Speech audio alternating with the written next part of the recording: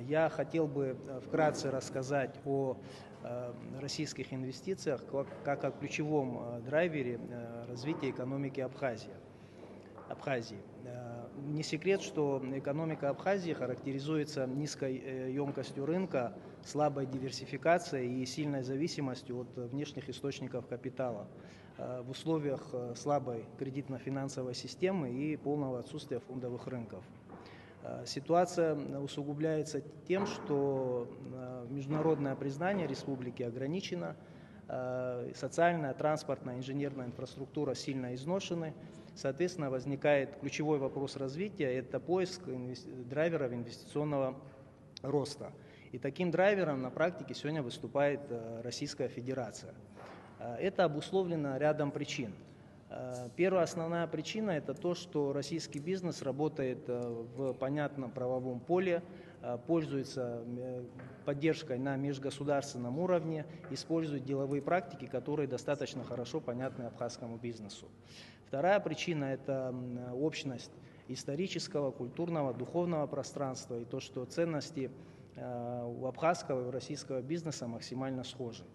И третья причина, также немаловажна, это то, что в условиях ограниченного международного признания в Абхазии фактически не работают иностранные инвесторы, не работают международные финансовые институты и транснациональные корпорации не рассматривают возможность работы в абхазской юрисдикции как какую-либо реальную опцию. Соответственно, в таких условиях транзакционные издержки и риски входа на абхазский рынок максимально низкие у российского бизнеса. И таким образом, на сегодняшний день, по факту, Российская Федерация является крупнейшим инвестором в абхазскую экономику. Российский рынок является крупнейшим рынком сбыта для продукции абхазских производителей. Абхазия самым большим поставщиком туристического потока в Абхазию является также Российская Федерация. Российский бизнес, российские инвестиции создают в Абхазии условия для для роста занятости, для увеличения налогооблагаемой базы, развития смежных отраслей бизнеса. Если мы говорим о государственных инвестициях, то межгосударственные, межбюджетные трансферты обеспечивают сбалансированность абхазского бюджета и содействуют реализации проектов в модернизации и восстановлении объектов социальной, инженерной, транспортной, энергетической инфраструктуры. Таким образом, российские инвестиции в Абхазию создают мультипликативный эффект и обеспечивают устойчивый вектор роста экономики.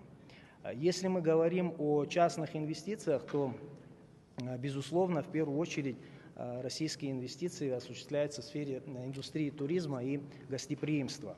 Индустрия туризма и гостеприимства объявлена государством приоритетной отраслью экономики, и российские инвестиционные проекты в первую очередь реализовываются здесь в части создания, реконструкции объектов размещения, объектов туристской инфраструктуры и транспортной доступности.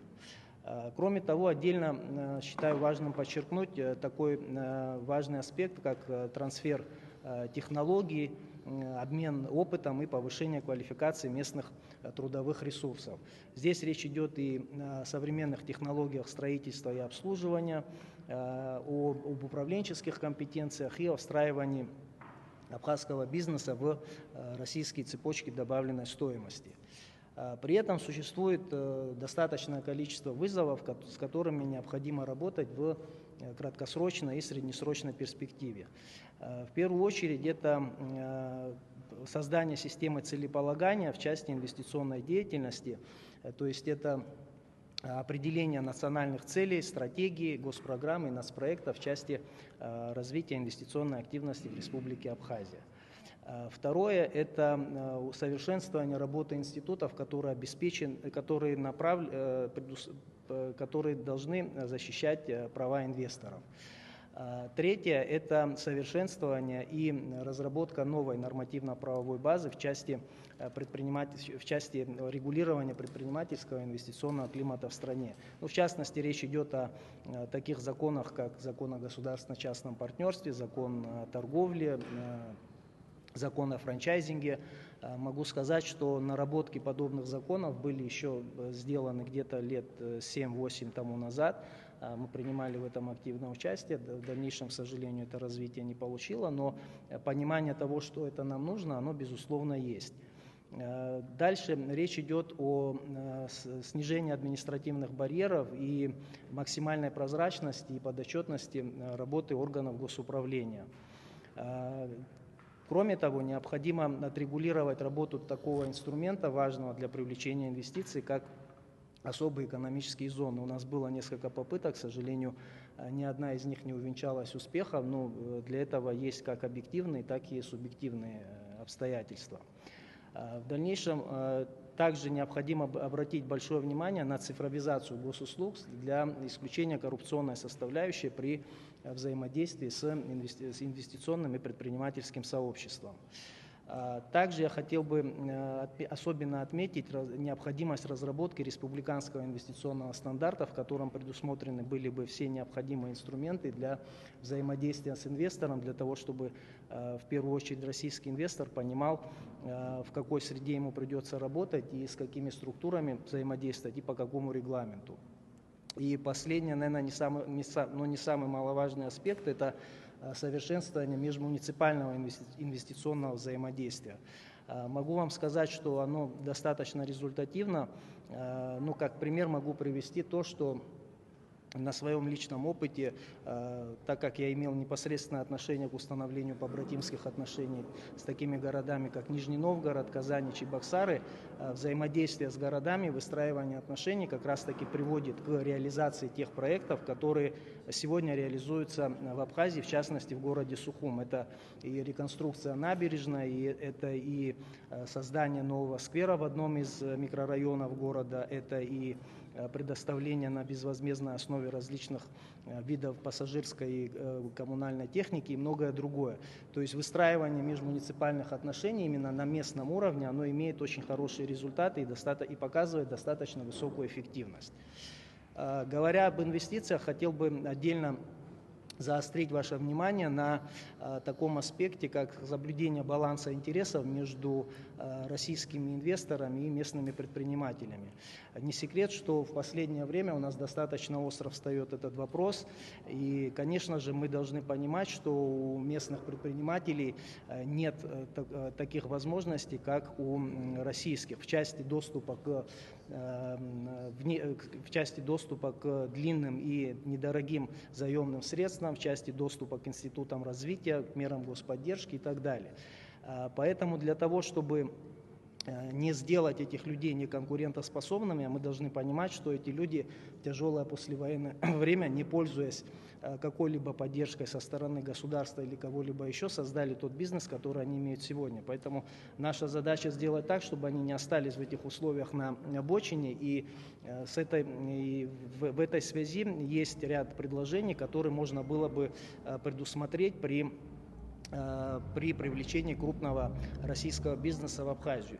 Есть ряд инструментов, к примеру, это долевое участие абхазских предпринимателей в совместных бизнес-проектах, и которое обуславливало бы предоставление налоговых льгот этим проектам. То есть инвестиционный проект пользуется налоговой льготой в случае, если, предположим, в нем один из партнеров является представителем абхазского бизнеса. Второй инструмент – это возможность предусмотреть участие поставщиков, подрядчиков, рабочей силы из Абхазии в реализации тех или иных инвестиционных проектов в соответствии с определенными выделенными квотами. Третий инструмент – это расширение и усовершенствование программ поддержки малого и среднего предпринимательства, которые нацелены именно на местный бизнес. Четвертый инструмент – это максимальная прозрачность процедуры предоставления тех или иных преференций крупным инвестиционным проектам, то есть максимальная цифровизация и публичность предоставления льгот для того, чтобы местный бизнес понимал, на каком основании предоставляется та или иная льгота. Следующий инструмент – это социальная ответственность крупного бизнеса, который начинает работать в Республике Абхазия. Мы должны понимать, что Социальная ответственность сегодня это не наша какая-то прихоть или каприз, это социальная ответственность бизнеса, это достаточно распространенное явление во всем мире, поэтому в этой части приход крупного российского бизнеса в Абхазию не должен становиться исключением. Ну, в целом могу сказать, что для того, чтобы избежать какой-то определенной социальной напряженности, необходимо исключить монополизацию рынка, необходимо крупными игроками, необходимо создать максимальную прозрачность и публичность при предоставлении тех или иных льгот, необходимо не игнорировать интересы местного бизнеса и необходимо не выстраивать отношения с инвесторами в ручном режиме. То есть это должна быть система, которая понятна абсолютно для всех игроков. Подытоживая свое выступление, хотел бы сказать, что российские инвестиции являются одним из ключевых драйверов для роста и поступательного развития абхазской экономики в силу того, что на сегодняшний момент отсутствуют какие-либо сопоставимые альтернативы, в силу того, что Абхазия и Россия находятся в едином экономическом и культурном пространстве, в силу взаимосвязи инфраструктуры и в силу максимальной интеграции рынков товара, труда и капитала. И в отсутствии инвестиций, безусловно, мы должны понимать, что мы скорее всего, столкнемся со снижением темпов экономического роста, инвестиционной активности и, возможно, стагнацией. И здесь я хотел бы в качестве направлений для диверсификации инвестиций российского бизнеса в Абхазию предложить такие направления, как перерабатывающая промышленность, агропромышленный комплекс, логистика, IT-кластеры для предпринимателей, которые ведут цифровой бизнес. То есть не сосредотачиваться исключительно на традиционных для Абхазии сферах, как туризм и индустрия гостеприимства. И при всем при этом, если мы соблюдем баланс интересов местного бизнеса и крупного российского инвестора, то я думаю, что мы обречены на успех.